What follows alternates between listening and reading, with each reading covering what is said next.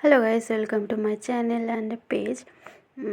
আজকে আমি আর একটা ভিডিও নিয়ে এসেছি। সো আজকে ভিডিওটাতে বক আঁকবো। বকটা দেখো শর্টকাটে এঁকেছি, যেটা কিনা দুটো টু দিয়ে বকটাকে আঁকা হয়েছে। প্রথমে একটা টু ড্র করে নেবে, তার একটুখানি ঘেঁষে আর একটা টু ড্র করবে। দেন টুটা থেকে একটুখানি লাইনটা বাড়িয়ে নিয়ে একটা পাখনা ড্র করবে। সেকেন্ড টুটা থেকেও বাড়িয়ে নিয়ে সেমভাবে একটা পাখনা ড্র করে নেবে। দেন টু এর মাথা থেকে যে বকের যে গলাটা হয়, বেসিক্যালি বকের গলা একটু লম্বা মতো হয়, তো লম্বাভাবে বকটা ড্র করে নেবে।